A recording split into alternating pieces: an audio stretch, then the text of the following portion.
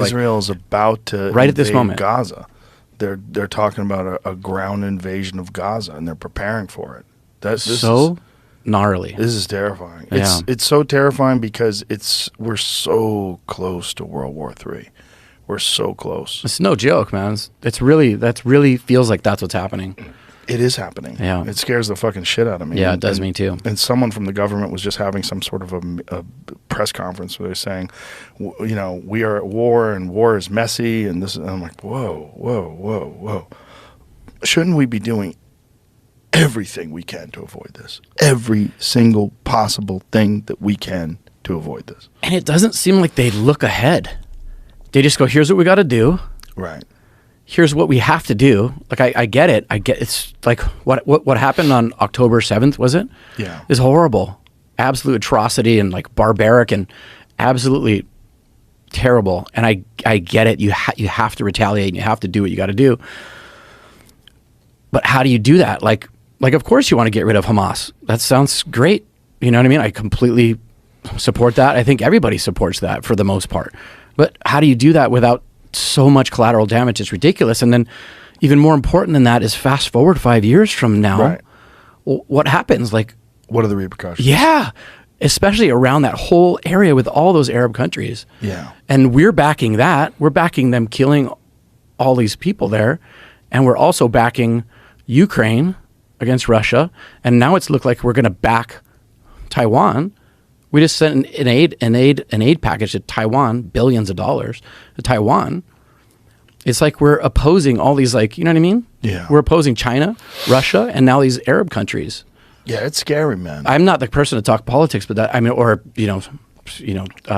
international military strategy. But I just watching the news and trying not to, and just try. And it's funny because I've always known about Israel and Palestine just from what I hear on the news and like just sort of hearing, like kind of understanding on the most surface level. And it wasn't until now, age 51, where I've been watching, like listening to podcasts, watching documentaries, trying to like educate myself and like figure out what this conflict, how it came to be, what the history was. And the more I try to learn about it, the more complicated it seems. Yeah, it's terrifying. Yeah. It's terrifying, and the consequences for all of us are so grave. Because if it does go completely sideways, if someone goes nuclear, we're fucked. We're fucked. The world's fucked. I mean, we're getting knocked back into the Stone Age, if we're lucky. If we're lucky. If we're not lucky, the whole human race gets wiped out. And all it takes is one person to go rogue. Yeah. And like you saw for Hamas to do what they did in Israel, that was totally strategic. They didn't do it. They didn't like do all that barbaric shit in that way, like just to prove a point. It was super, like they wanted a crazy emotional response. They were trying to escalate the situation, obviously, right? Like you would never do that with that going, what is this going to do? It's obviously they're going to full on airstrikes, ground invasion.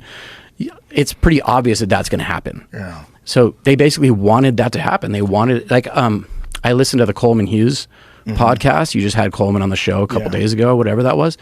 The way he broke that down, how he simplified everything, and like he made so much sense out of it. But I just can't stop thinking about the repercussions of retaliation and escalation and getting every single other country involved, and it's just wild. When it gets me is late at night when I'm alone. This was even before the Hamas invasion. It was just thinking about Ukraine and Russia. I would be at home and, just go through the news feed and read some stories, and then everyone in my house would be asleep and I'd be awake, and I'd just going, fuck, is this the last days of normal civilization? Yeah. Because every movie where, we ascend into the apocalypse or descend into the apocalypse, that's how it starts. It's like, there's normal life, you're dropping your kids off at school, bye honey, I love you, and then hours later, sirens, bombs, powers off, no water, no food, people are struggling. It's just like if nuclear bombs start going off, the world will be unrecognizable. We will be right back to barbaric Stone Age monsters in a matter of months, a matter of weeks, days even. There's no power, no food, no nothing. You know, there's the fucking border's been invaded by hundreds of thousands of illegals. How many of them are militants? How many of them have snuck in across the border and are forming terror cells? We don't know. I mean, that's the giant fear. That's for sure happening. For sure. There's no doubt. For sure. I read this thing that there's like 6 to 10 million people that came across the southern border in the last 4 to 5 years. That's as many people that live in New York City. And then like a crazy increase in people coming across the northern border. Yeah, it's nuts. Like, and I see it. I've been in California a lot the last few months. It's insane how many more people are just obviously all of a sudden just appearing, like getting dropped off on like street corners with buses, literally just in the middle of nowhere. They literally just get off the bus with a cell phone. But look at New York City. When Coleman was explaining how New York City literally has a mandate to house its homeless. Yeah. And that was supposed to be the people that lived there that were down on their luck. And now it's people that have come in from other cities or other countries rather, illegally. And they're trying to make it so that those people can vote. And you see what they're doing with people from Venezuela? Crazy. They're sending people back from Venezuela. Only from Venezuela. Yeah, because Venezuela opposes socialism, so they're not going to vote Democratic. Yeah, they don't want those people. That's crazy. This is fucking wild. It's crazy how it's so like when you start thinking about it like that. That sounds like a conspiracy theory, but it's like totally political. All these moves. 100%. Yeah, they're literally importing Democratic voters. Yeah, they think by allowing the borders to be porous and by giving people aid and giving people housing that you're essentially guaranteeing that if you can rig it so that those people are allowed to vote, those people are going to vote Democratic.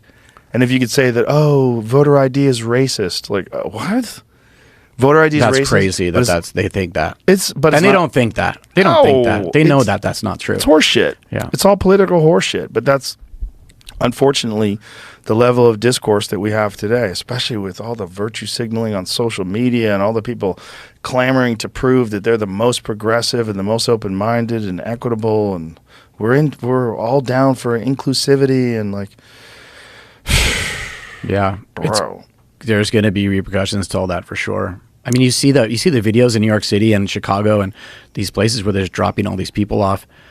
They'll like video 500 people in a row and it'll be like 2 women. And almost everyone's like between 20 and 30 years old. Yeah. It's all military age dudes. Yeah. Like, what do you think's going to happen 5 years from now? Right. With like 10 million illegal immigrants here.